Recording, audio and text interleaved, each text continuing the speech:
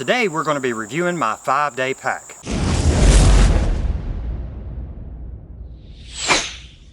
Hey guys, welcome back to Southern Adventures. So today I wanted to go over my 5-day pack. Now I've mentioned this pack in a couple of my videos, and a few people have come forward and asked, well, what do you keep in your 5-day pack? So what I consider a 5-day pack is what will keep me alive for at least, if not more than 5 days. So let's get into it. We're going to go through the outside of the pack and work our way inward. So first of all, I want to show you the middle area of this pack. Unclip the sides. And I have the Goal Zero solar panel. This is a great option for everybody to have.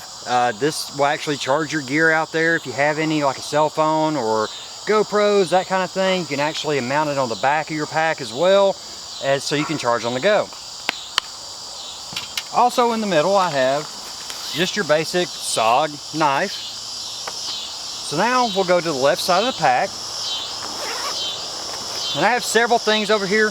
The right side I actually keep empty, just for anything that I might need in the future. Usually I carry camera equipment in there, but I do keep it empty just so that when I go out and I have some extra things I want to bring along, I've got that side empty. So the first thing I'll bring out is coffee. I love coffee, gotta have coffee. Second thing is bouillon cubes. I do this just to have some extra comfort if I want to drink in the morning, a little flavor. I also have a sponge and some camp soap. Nice to have if you want to clean up your campwear or if you just want to sponge out a little bit. I also have electrical tape, which is actually a great thing to have out there in the woods, and along with some off spray, you know, bugs. I also have some 550 cord, 100 foot of it, along with some clips that will lock down the 550 cord if needs be. And the last thing is very crucial. It is a Lifestraw. The Lifestraw, actually you can unclip both ends and drink directly from a creek. It doesn't last that long, but it's great to have with you if you need water on the go. And that's the last thing in that side of the pouch, and like I said, the right side is empty. We'll move on to the very middle. I keep some essentials in here as well. This is actually called the Goal Zero Guide 10. It actually hooks up to that solar panel and will charge AAA and AA batteries. You can also plug directly into USB so that you can charge your cell phone from this as well. But I use this to make sure my headlamps stay charged up. And always, I'm big on power, so I got a couple extra power supplies.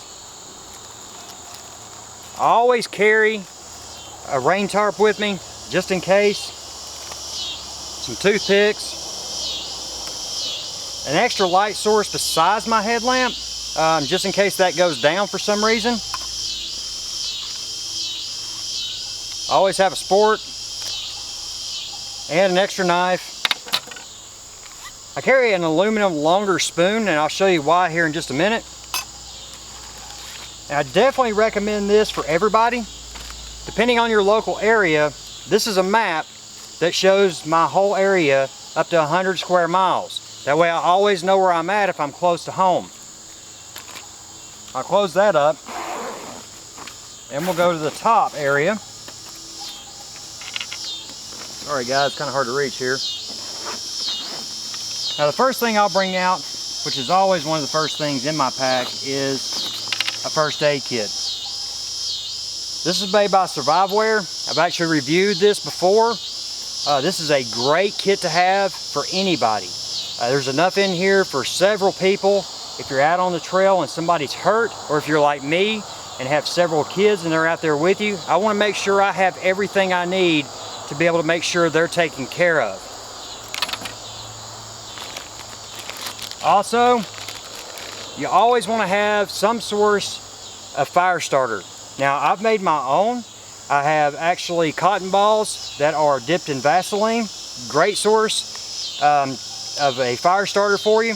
I also have a fire stick, a conventional fire starter, and some waterproof matches. In the mince can is just your essentials for fishing. There's some fishing line in there as well, a bobber, and some hooks. Also a knife sharpener, because I carry several knives. A couple other things, coffee filters. Now why would I bring coffee filters? Well, you need a good source of water, and when you find it, this will help you filter out the big stuff before you boil it. So make sure you put this over a cup, pour in the water, and then boil it afterwards. And you know, toilet paper. Who knows? I believe that's the last thing in there. Also on the outside of the pack, I have my tent poles on one side, and I have a machete on the other side, just for making your way through the woods if you're not on a path that's clearly drawn out for you. So now we'll move to the inside of the pack. There's not as much in there because it's the main essentials that you're going to need, you know, if you're in a survival situation or if you're camping. So we'll open that up. There's two sides. We'll loosen this up in the back a little bit so we can see inside. Now what do you need for 5 days? Well, the biggest thing you're going to need is food, right? And water. But in my area, I don't really worry about water that much because there's plenty of creeks, the Hiwassee River and the Ocoee River around me. So if I get in a survival situation or if I'm out in the woods, I don't really have to worry about water. But what I do have to worry about is food. So what I like to bring with me is Mountain House. It's a very lightweight food source, and it will keep you nourished for what I carry in here for at least 5 days, and if you ration it out, a lot more. So the first thing is granola bar. Well, just granola.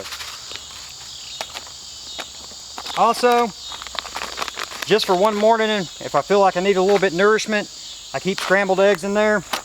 Any of this, you just boil water and pour it right in. And that's what that titanium spoon's for. It's very light, but it's a long spoon, and these pouches are large, and it's hard to get down into them sometimes with those smaller spoons. So as you can see, there's plenty of food in here. There's stroganoff, chili mac, chicken teriyaki, another chicken teriyaki, and rice and chicken. So there is your 5 days, if not more, food source. All you need is water. Like I said, it's easy to come by for me. It may not be for you, so you might want to consider your choices for your pack differently. The second thing in here, I have a steel cup with some cups and some plastic cups inside. The reason I carry a steel cup is to make sure I have a source that I can put directly onto a fire and boil water. The other cups are just for, like I said, those comfort drinks. Also, I have the Optimist. This is a great little stove that also comes with 2 aluminum cups, all in this one nice pouch. And when you open it up, you've got a little soup cup or a drink cup. This is actually the Optimist Stove. It's a nice little stove, very small, very lightweight. It opens up so you can put either one of those cups on there, and burns very efficiently, even in cold weather. That's hard to find. Also in here is your butane source, which is also for cold weather, and then your larger cup. Also keep a small tarp in here. You never know if you need to cover up your tent a little bit more, or if you just want to make a little bit larger vestibule. The last 2 things in here is actually just my tent and sleeping bag. So the 2 things that I carry for a tent and sleeping bag is the Kelty 2-person tent, very lightweight tent, packs down really small. Like I said, the poles are on the outside to keep it a little bit smaller inside the pack along with the stakes. Kelty sleeping bags, it's a down bag, so it is, again, it will pack down real small, and it also will keep you warm up to 0-degree weather. Great bag. I recommend it to anybody. It's called the Cosmic Zero. So that's pretty much it. There's also room in here for a bladder bag if you want to carry a little bit of extra water with you. So I make sure that I leave room for something like that as well. But it does add weight to your pack, and especially when you're in an area that has a lot of water, okay? So I don't typically carry that with me. All right, so that's pretty much it. That's what I keep in my 5-day pack, and that's what I know I can survive on for at least 5 days out in the woods. I hope you enjoyed this video, and if you did, make sure you like, subscribe, and share this video. We're trying to hit 1,000 this year, 1,000 subscribers, so please help us make that happen. And until next time, get out there and create your own adventure.